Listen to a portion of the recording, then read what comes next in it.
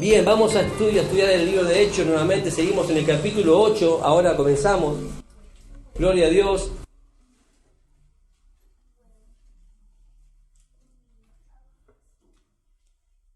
Y le puse como título este mensaje: Persecución y Salvación. Persecución y salvación. Ya terminamos ¿se acuerdan que Esteban lo habían lapidado, lo habían apedreado, lo habían matado de una manera cruel? ¿Por qué? Por predicar la palabra de Dios. Fue el primer mártir que por predicar la palabra de Dios y por decir la verdad y por, decir todo realmente como está, ¿no? A veces decimos la verdad y, el enemigo se levanta. Y dice ahí la palabra de Dios en Hechos 8, lo leemos en el nombre del Padre, del Hijo y con la comunión de su Santo Espíritu. Dice ahí: Saulo consentía en su muerte. En aquel día hubo una gran persecución contra la iglesia que estaba en Jerusalén, y todos fueron esparcidos por las tierras de Judea, de Samaria, salvo los apóstoles. Y hombres piadosos llevaron a enterrar a Esteban e hicieron gran llanto sobre él. Y Saulo asolaba la iglesia y, entrando casa por casa, arrestaba a hombres y a mujeres y los entregaba en cárcel. Pero los que fueron esparcidos iban por todas partes anunciando el evangelio. Hasta ahí. Tremendo, hermanos queridos. Dice que Saulo de Tarso, aquel que conocemos con ese nombre no romano como Pablo, dijo una vez, arrepentido por aquella persecución que hizo a la iglesia, en 1 Corintios, capítulo 15, versículo 9, Pablo que asolaba a la iglesia, 1 Corintios 15, 9, dice: porque yo soy el más pequeño de los apóstoles, que no soy digno de ser llamado apóstol porque perseguí a la iglesia de Dios. Eso decía el apóstol: no soy digno de ser llamado apóstol porque perseguí a la iglesia. Miren, tremendo. También en Hechos 26, versículo 11, miren lo que él cuenta, lo que hacía. Tremendo esa etapa, esa parte de la vida del apóstol Pablo, ¿no? Dice: muchas veces castigándolos en todas las sinagogas. ¿Cuántas veces los castigaba? Muchas veces. Y muchas veces castigándolos en todas las sinagogas, los forcé a blasfemar. Y enfurecido en gran manera contra ellos, los perseguí hasta en las ciudades extranjeras. Yo me imagino a Pablo muchas veces ni siquiera habrá podido dormir después pensando en todo lo que él hizo, cómo él persiguió, incluso obligaba a los hijos de Dios a blasfemar contra Dios. Es muy fuerte esto, lo que hacía Pablo. Pero si leemos ahí en Hechos, seguimos, 8, versículo 2, dice que habían hombres piadosos, dice que llevaron a enterrar a Esteban, hicieron grande llanto sobre él. Lucas, el autor de este libro, del libro de Hechos, nos muestra que no todos los judíos de aquel tiempo eran enemigos de los cristianos. Había gente que era piadosa. Había gente que incluso la ley judía prohibía llorar públicamente ante una persona que había sido lapidada. O sea que ni siquiera podían llorar porque había sido castigado por la ley. Era prohibido, pero esta gente, sin embargo, lloraba igual. Lloraba igual porque estaban arrepentidos y se arrepentían públicamente del asesinato de Esteban. Eso es lo que Lucas está narrando a través de este mensaje. Que había gente piadosa y que reconocían que lo que estaban haciendo sus mismos hermanos, los judíos, en este caso Saulo, estaba mal. Por eso que igual ellos lloraban públicamente. Incluso también se les pagaba para que lloraran, ¿no? Pero acá en este caso ellos no, lo llevan, eran hombres piadosos y lloran delante de la tumba de Esteban. Dice en el versículo 3: y Saulo asolaba a la iglesia y entrando casa por casa arrastraba a hombres y a mujeres y los entregaba en la cárcel. La palabra asolaba es la palabra griega que significa destruir, arruinar y arrasar. Eso significa la palabra asolaba. destruir, arruinar y arrasar. Se refiere a un ejército destruyendo una ciudad, o también se refiere a como un animal, una bestia, que desgarra la carne de su enemigo. Eso significa la palabra asolar. Miren lo que está haciendo Saulo en ese momento. Saulo atacó cruelmente a los cristianos e incluso a las mujeres también. Estaba él con una ira totalmente endemoniado, siendo guiado por el enemigo y arrasando, asolando a la iglesia. Miren cómo se describe en el original. Es como un animal, una bestia enfurecida, desgarrando la carne de su presa. Es muy fuerte. Versículo 4 del libro de Hechos dice: pero los que fueron esparcidos iban por todas partes anunciando el evangelio. La persecución, vemos acá, que forzó a la iglesia a salir de Jerusalén. ¿Y fueron a dónde? A Judea y a Samaria. Esparcidos, hay dos maneras de nombrar la palabra esparcido en el original griego. Una tiene la idea de esparcir algo que ha desaparecido, como por ejemplo como las cenizas de alguien se esparcen, como que alguien que ya desapareció. Pero aquí en el original la palabra esparcido es la palabra que habla con respecto al sentido de plantar o sembrar semilla. De eso está hablando. Fueron esparcidos, ¿qué? Llevando la semilla ¿de qué? De la palabra de Dios. De eso está hablando, que fueron esparcidos pero llevando la semilla de la palabra de Dios. De esa manera se cumplió, ¿se acuerdan? La segunda parte de lo que Jesucristo le dijo a la iglesia. ¿Se acuerdan que le dijo en Hechos 1:8? Y recibiréis poder cuando venga sobre vosotros el Espíritu Santo y me seréis testigos, ¿dónde? En Jerusalén, después en Judea y después en Samaria. La segunda parte se cumple ahí cuando viene la persecución, porque ellos sí habían sido testigos, ¿dónde? En Jerusalén. ¿Se acuerdan que predicaron? Y mucha gente se convirtió, 3.000, 5.000, y la iglesia empezó a crecer. Pero se quedaron cómodos en Jerusalén. Y para ellos ir a salir, por ejemplo, a Samaria, era una locura. Ni locos iban a ir a ellos nunca a Samaria, porque no lo soportaban. Los samaritanos con los judíos no se llevaban. Era algo impensable para ellos ir a predicar a Samaria. Ahora, la persecución ayudó a difundir el evangelio. Si no hubiera persecución, el evangelio no hubiera sido difundido. El sufrimiento de los creyentes se transformó en vida y en salvación. Por eso puse persecución, ¿verdad? Pero también salvación a este título, porque hay tremenda persecución, pero el Señor en esa persecución, en esa problemática aparente, hubo salvación. Ahora, ellos perdieron todo, porque perdieron todo. Tuvieron que dejar literalmente todo lo que tenían. Pero ganaron lo más importante: almas para Cristo. Hay veces que tenemos que perder para ganar. ¿Cuántos dicen amén a eso? Tenemos que perder para ganar. Porque el reino de Cristo es el reino del revés.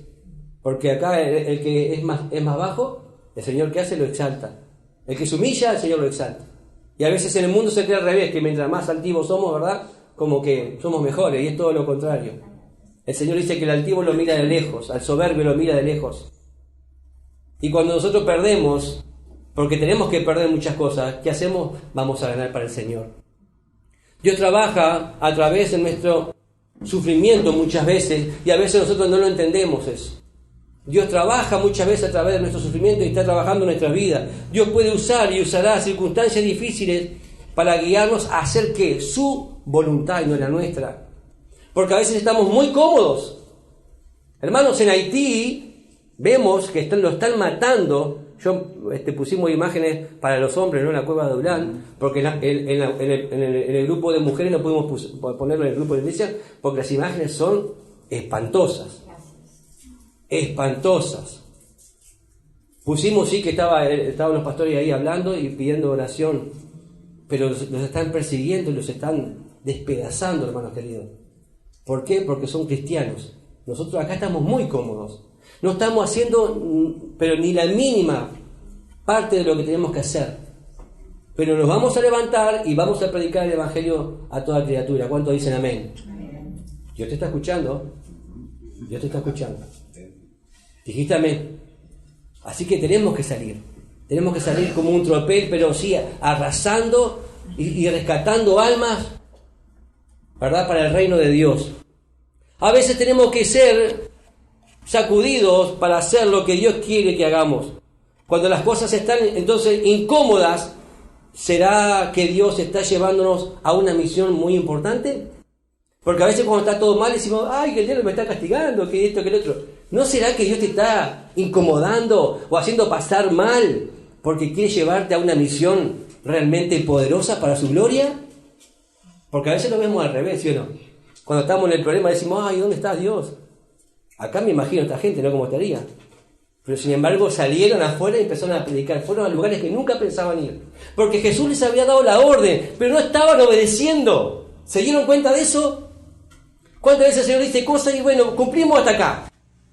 Y el resto, acá estaban cumpliendo con la segunda parte ya de lo que Jesús les había dicho, pero no lo estaban haciendo. Hasta que vino la persecución. Hasta que vino el problema. Hasta que se le terminó la comodidad. Vino grande persecución, dice la palabra. Versículo 5. Dice entonces Felipe, descendiendo a la ciudad de Samaria, les predicaba a Cristo. Miren, acá nombra a Felipe. Este Felipe no es el apóstol, aquel que fue llamado por Jesús en Juan 1, 43 al 44, ¿no? Que Felipe era de Betsaida, era de la ciudad de Andrés y de Pedro. Ese era el apóstol, pero este no, este era el diácono. ¿Se acuerdan que habían sido ordenados 7 diáconos y para repartir, ayudar a las viudas? ¿Se acuerdan que habíamos estudiado eso? Este Felipe él era judío, pero hablaba griego, ¿se acuerdan? Que el Señor usaba el idioma del griego para poder llegar a los gentiles. Y ahí se predicó el Evangelio. Este Felipe es el Felipe que se nombra ahí en Hechos 6, versículo 5. Este Felipe que dice que estaba lleno de fe y del Espíritu Santo, decía la palabra. Que estaba junto con Esteban, habían sido elegidos esos 7 diáconos. Entonces, en Israel, en aquel entonces, estaba dividida en 3 regiones principales. Para que tengamos una idea, Israel en aquel entonces estaba dividida en 3 regiones principales. Galilea, que está al norte, Samaria, que está en el centro de Israel, y Judea, que está en el sur. En el año 722, el reino de Israel fue conquistado por el rey asirio, Sargón II. Se apoderó de Samaria y se llevó cautivo gran parte de los samaritanos. Los deportó y se los llevó a Siria, dejando a los más pobres, a los que no les interesaba, quedaron ahí en Samaria. Pero a la vez también llevaron población de extranjeros para ese lugar y se empezaron a casar entre ellos, se empezaron a mezclar porque no había población. Los más que tenían más dinero y los que estaban jóvenes y los más fuertes se los llevaron todos cautivos. Y entonces se empezaron a mezclar y salió una raza mixta. Eso a los judíos puros no les gustó, porque ellos se casaban, hasta ahora se casan judío con judío. Entonces los samaritanos eran despreciados justamente por eso, porque no eran puros para ellos. Entonces se odiaban unos a otros. Pero nuestro Señor Jesucristo no los odiaba, era judío, pero él iba y predicaba en Samaria, ¿sí o no? Dice, me es necesario pasar por Samaria. Él pasaba por Samaria y ahí se encontró, ¿se acuerdan? Con la mujer samaritana que le predicó la palabra, que fue la mujer que fue a predicar y le dijo que él era el Mesías. Jesús no tenía ese problema. Incluso cuando se acuerdan que le dijo, vayan y prediquen en Jerusalén, en Judea y en Samaria. Jesús no tenía odio por ninguno de ellos, todo lo contrario, los amaba, como amó a todo el mundo. En Hechos 6, 8:6, dice, y la gente unánime escuchaba atentamente las cosas que decía Felipe, oyendo y viendo las señales que hacía. Porque de muchos que tenían espíritus inmundos salían estos dando grandes voces, y muchos paralíticos y cojos eran sanados. Así que había gran gozo en aquella ciudad. Felipe pasó a ser el diácono que se ocupaba de las viudas, a tremendo hombre usado poderosamente, lleno de la presencia de Dios para llevar el Evangelio. Dice que todo el mundo escuchaba atentamente lo que Felipe hablaba. Incluso los demonios salían de las personas. Los demonios son reales, hermanos. Ese mundo espiritual es real. Así como Jesús echaba también los demonios y mostró que Jesús fue el que más mostró que mucha gente estaba endemoniada y poseída de demonios. Esta gente en Samaria no solamente se mezclaron con gente que era gentil, sino que también que practicaban otras cosas que a Dios no le agradaba. La hechicería, la brujería y muchas cosas más. Ahora vamos a ver que había también un hombre que era hechicero. Y los demonios son reales y están activos y tienen poder. Acá incluso dejan a la gente sorda, dejan a la gente muda. Pero Jesús tiene autoridad sobre ellos. ¿Cuánto dicen gloria a Dios a eso? Y nos ha delegado a nosotros la autoridad como iglesia de ejercer poder sobre esos espíritus inmundos.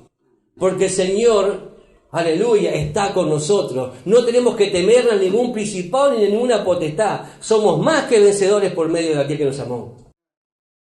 Y nada ni nadie nos puede separar del amor de Dios. A pesar de que Satanás obra en el mundo con sus demonios, Dios tiene el control de todo. Y Dios nos quiere usar con poder a nosotros, a la iglesia.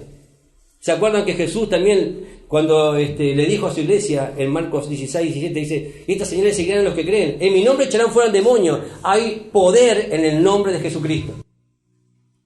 Amén. ¿Cuántas veces me ha tocado ministrar y echar fuera demonios? Pero no somos nosotros, ese es en el nombre poderoso de Jesús. Hay poder.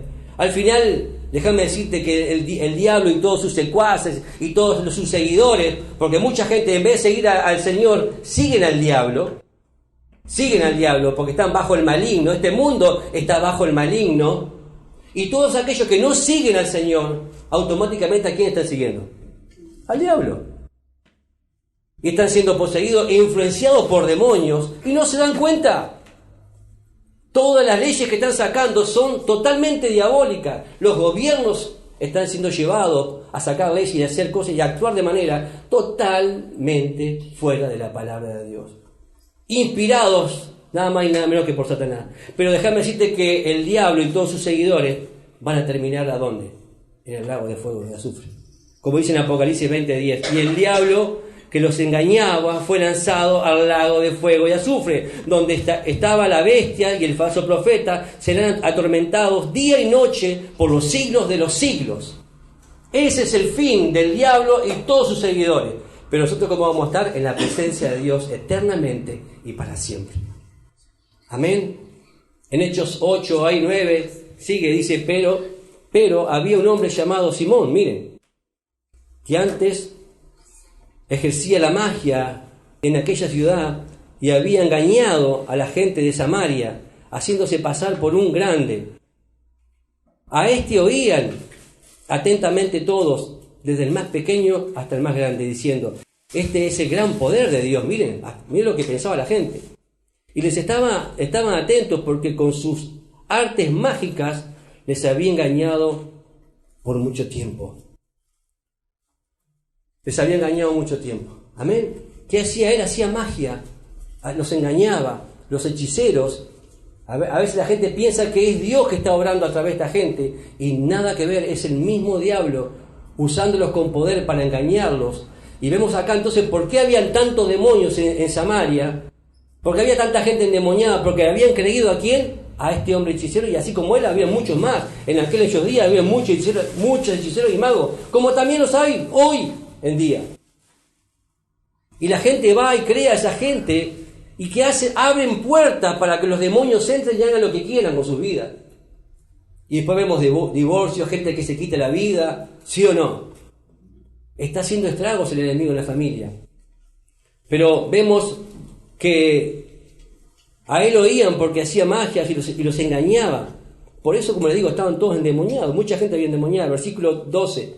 Pero cuando creyeron a Felipe, ¿vieron? Pero cuando creyeron a Felipe, que anunciaba el evangelio del reino de Dios y el nombre de Jesucristo, se bautizaban hombres y mujeres.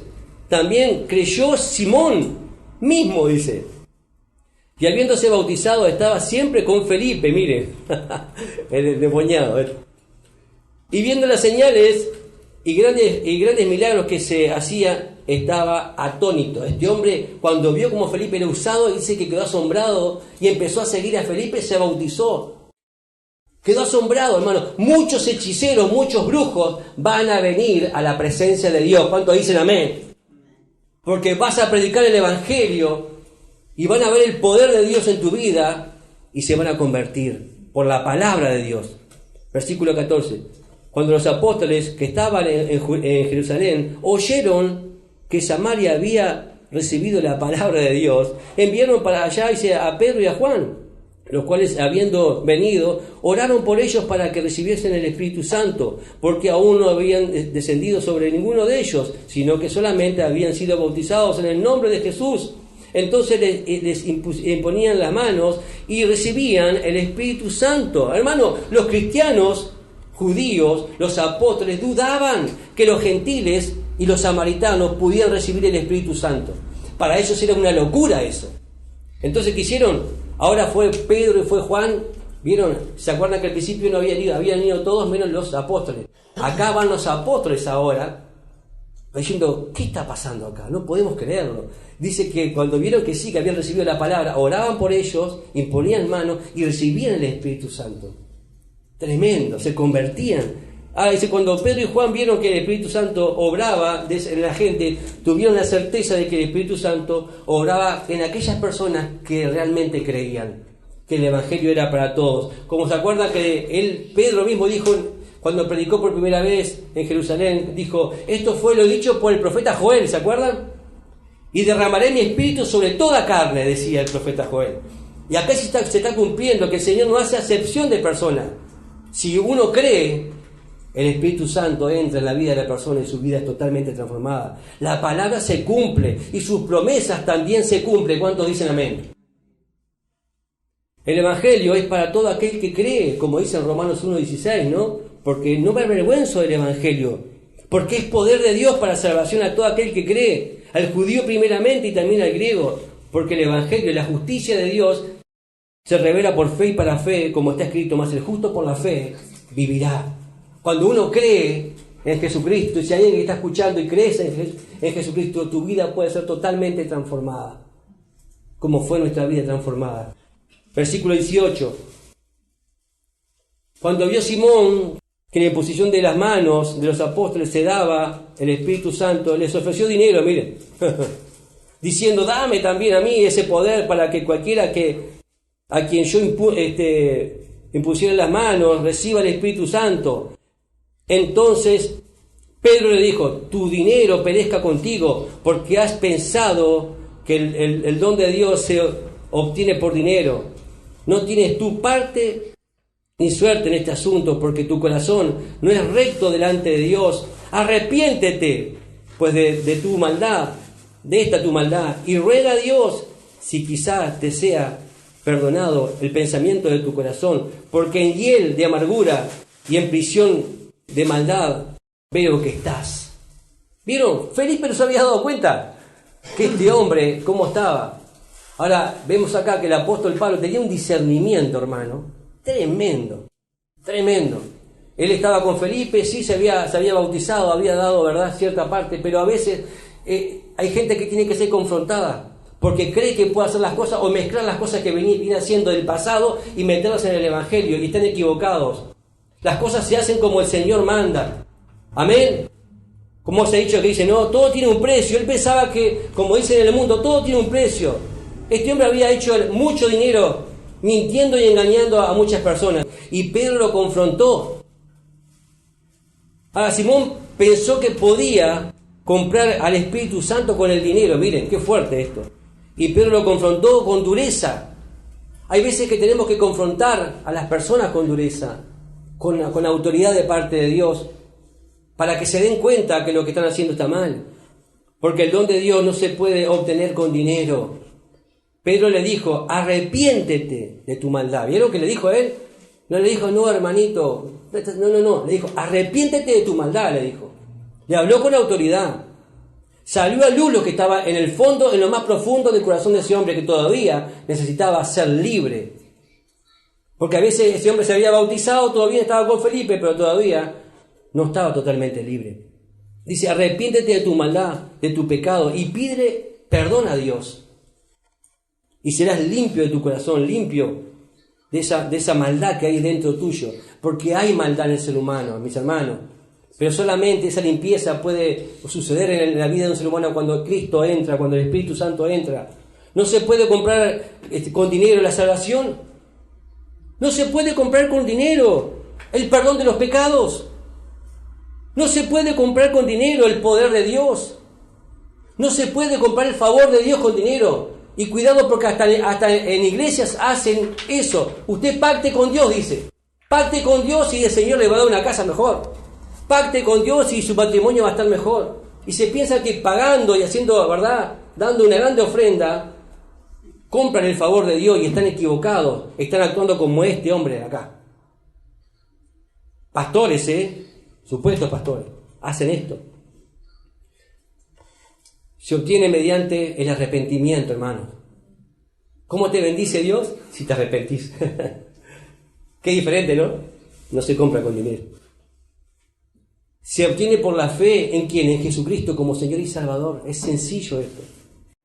En Hechos 4:24 dice, respondiendo, miren, entonces Simón dijo, rogad vosotros por mí al Señor, para que nada de esto que habéis dicho venga sobre mí. Simón ahí realmente fue confrontado y fue tratado en lo más profundo de su corazón. Pedro lo confrontó y el hombre se arrepintió y rogó que oraran por él. A veces también tenemos que hacer nosotros mismos esta pregunta cuando a nosotros nos exhortan o nos rezongan por algo. ¿Cómo actuamos? Decimos, ay, perdón. Acá Simón dijo, perdón, pedimos oración cuando estamos mal. A veces ¿verdad?, nos dicen algo y ya enseguida como que nos atajamos y ya nos enojamos y ya nos vamos también. Y acá vemos que este hombre se arrepintió y pidió oración por él. En Hechos 25 dice, versículo 25 dice, y ellos, habiendo testificado y hablado la palabra de Dios, se volvieron a Jerusalén, y en muchas poblaciones de los samaritanos anunciaron el Evangelio. Hermanos, yo cuando veo esto, terminamos aquí con este estudio. Creo que es el broche de oro esto, hermano. Dice, y ellos habiendo testificado y hablado la palabra de Dios. Esto es a lo que Dios nos llamó a todos. No solamente al pastor, sino a cada uno de los que estamos acá. ¿De qué? De llevar, de testificar de Él. Y me seréis testigos, ¿se acuerdan? El Señor acá dice que ellos testificaban y hablaban la palabra de Dios. ¿Qué tenemos que hacer? Testificar de Jesucristo. Decirle, el único que te puede salvar la vida, el único que te puede dar la salvación, el único que te puede dar vida eterna, se llama Jesucristo. El único que tiene poder sobre todo es Jesucristo. El único que sabe tu pasado y puede sanar tu presente y darte un futuro mejor, se llama Jesucristo. El único que puede acomodar todo el desorden que hay en tu vida, se llama Jesucristo. El único que pagó y que te amó con un amor incondicional y que estuvo dispuesto a dar su vida por ti en la cruz, se llama Jesucristo. No hay otro nombre bajo el cielo dado a los hombres en que podamos ser salvos, dice la palabra. Se llama Jesús. Y eso vos y yo lo tenemos que hacer con pasión y con denuedo, con confianza, compartiendo realmente quién es Él, hablando, testificando de Él. Él murió hace más de 2000 años, pero está vivo porque el tercer día resucitó y se llama Jesucristo. Tenemos que hablar de Jesús. Tenemos que salir a abrir nuestra boca y eso es lo que están haciendo estos hombres valientes. Y eso es lo que vamos a hacer nosotros como iglesia. ¿Cuántos dicen amén? Y eso es lo que tenemos que hacer. A esto nos llamó el Señor, a hablar de Él, a ser testigos de Él. ¿Y qué? Hablar la palabra de Dios, dice acá. Hablar la palabra de Dios. Te pregunto, ¿conocés la palabra de Dios? Si no la conocés bien, metete en la palabra de Dios. Estudiá la palabra de Dios, porque ahí está la respuesta. La gente necesita tener respuesta, y la respuesta no está en ti solamente, está en la palabra de Dios, que el Señor te va a usar a ti para que le lleves la respuesta. Porque la palabra es verdad. Mucha gente va a venir con argumentos y con cosas de su vida, y por qué Dios aquello y por qué Dios lo otro, pero si vos le respondés con la palabra, no vas a quedar avergonzado nunca, porque la palabra es la verdad. Y la gente va a ser libre, porque la fe viene por el oír, y el oír por la palabra de Dios. Y el Señor te va a usar a ti. Dice que anunciaron, en muchas poblaciones de los samaritanos, anunciaron el Evangelio. ¿Qué es el Evangelio? Las buenas nuevas, las buenas noticias. La mejor noticia la tenemos nosotros. La mejor noticia. Hay esperanza, hay salvación. Y es a través del Evangelio de Jesucristo. Amén. Tenemos que predicar este Evangelio de Jesucristo. Tenemos que anunciar las buenas nuevas en el nombre poderoso de Jesús. Vamos a orar y darle gracias a Dios por esta su palabra. Te damos gracias, Señor. Gracias por todo lo que nos has hablado hoy. Queremos ser como estos valientes. Queremos predicar tu palabra, Señor, con denuedo. Queremos que tú nos uses con poder, Señor. Ayúdanos a llevar este mensaje de esperanza, Señor, a testificar de ti. Señor, úsanos a cada uno de nosotros, Señor. Con la gente, con nuestros vecinos, en este barrio, Señor, donde estemos, donde vayamos. Ayúdanos, Señor, a poder decir, desde que estoy en Cristo, mi vida cambió. Desde que conocí a Cristo, mi vida tiene esperanza. Desde que Cristo entró en mi corazón, hoy no necesito de nada ni de nadie, porque con Él lo tengo todo. Que puedas testificar de lo que hizo Él en tu vida, para que muchos digan, yo quiero lo que vos tenés. Yo necesito eso que vos tenés. Para que muchos puedan venir y proceder al arrepentimiento, como le dijo Pedro. Arrepiéntete y pide perdón a Dios, porque tienes que ser limpiado en tu corazón, tienes que ser sanado de todo aquello que has permitido entrar a tu vida. Quizás anduviste en hechicería, en brujería, pero el Señor te limpia con su Espíritu Santo, te llena si tú te arrepientes hoy en este día, cuando estás escuchando ahora este mensaje. Arrepiéntete y pídele perdón al Señor, y Él va a llenar tu vida, y tu vida va a ser transformada. Vas a pasar de muerte a vida, porque el Señor vino para darnos vida y a darnos vida en abundancia. Gracias, Señor, porque tú vas a usar esta iglesia, palabra de vida, para llevar esa palabra poderosa, para que muchos vengan a tus pies, Señor. En el nombre de Jesús, nos le vamos a levantar como un ejército poderoso, usado para la gloria de tu nombre. Gracias te damos por todo lo que estás haciendo, y gracias te damos por todo lo que vas a hacer. Yo te bendigo en el nombre de Jesús. Te bendigo en el nombre de Jesús.